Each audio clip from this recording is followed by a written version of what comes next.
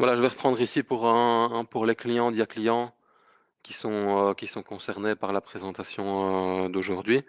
Donc au niveau d'IA Client, la dernière version, c'est la version 12.0.07 qui comprend quelques améliorations, notamment par rapport à la GDPR. Donc petit rappel général par rapport à DIA Client. Euh, tous les accès à la base de données DIA Client sont complètement cryptés. Quand on parle des accès à la base de données, on parle aussi des documents qui sont dans la base de données, les documents de la GED. Donc tout ça est complètement crypté au niveau de DIA Client.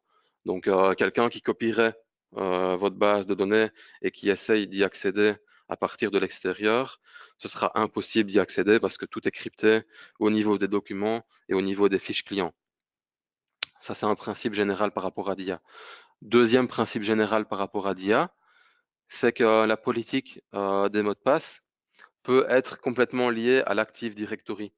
Donc ça veut dire au niveau de la fiduciaire que la politique des mots de passe d'accès au serveur, donc si le collaborateur il a un mot de passe pour accéder au serveur au niveau de sa session, ce mot de passe peut aussi être lié à DIA Client.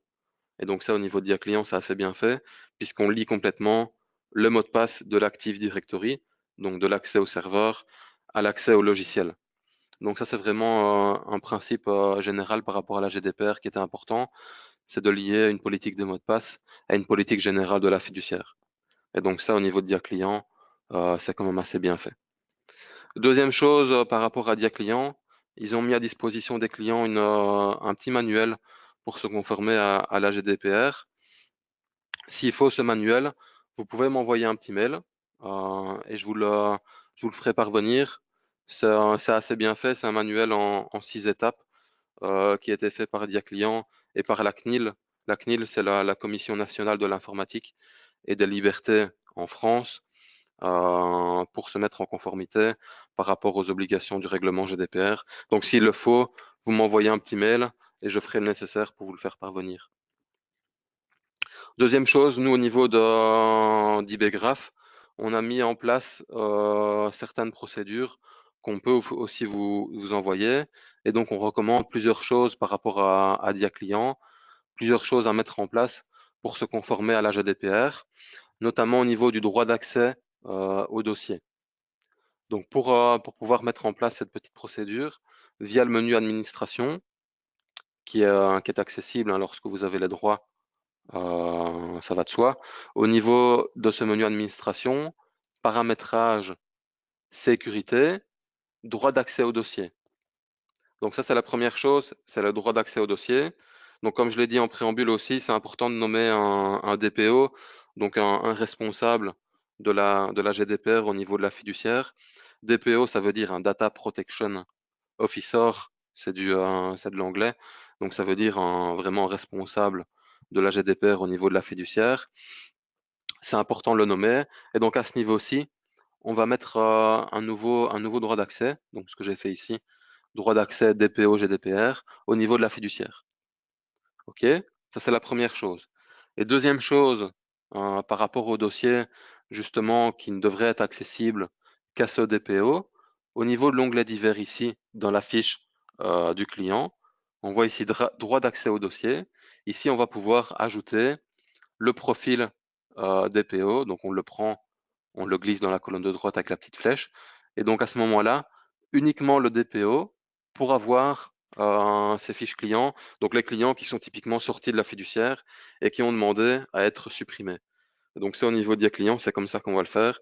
On va nommer un profil DPO et dans la fiche de ce client, on va mettre des droits d'accès au dossier et mettre ce droit DPO. Ça, c'est la première chose. Donc, c'est les droits d'accès au dossier. C'est le premier point par rapport à DIA Client. Deuxième point, bah, c'est toujours le menu des employés. Au niveau toujours de, pardon, administration, paramétrage, sécurité, sécurité fonctionnelle à ce moment-là. On va mettre un nouveau profil aussi. On va utiliser les vôtres avec les profils qui sont déjà existants. Et à ce niveau aussi, par exemple, au niveau des menus, on va restreindre le droit d'accès au menu des employés à justement ce profil comptable. Et donc ici, on va interdire le droit d'accès au menu des employés qui est présent ici dans la liste.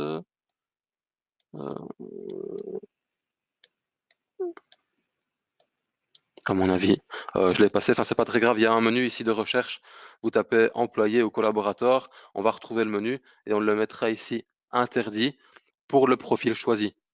Et donc ça veut dire que les employés de la fiduciaire ne pourraient plus voir le menu des employés et ne pourraient plus voir ben, les employés qui sont sortis, les informations sur les employés, etc. Donc ça c'est important de gérer la sécurité au menu, au menu de la fiche des employés. Ça, c'est le deuxième point qu'on essaye de mettre en place maintenant au niveau de la GDPR pour tous nos clients Dia Client. On a mis en place aussi un petit manuel hein, pour Dia Client. Donc, encore une fois, s'il le faut, vous me le demandez.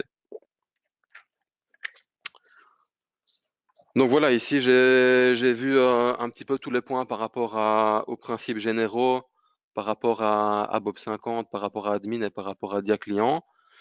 Je vais faire une pause encore de 2 minutes pour vous laisser le loisir de nous poser des questions dans la fenêtre de dialogue à droite via le petit chat.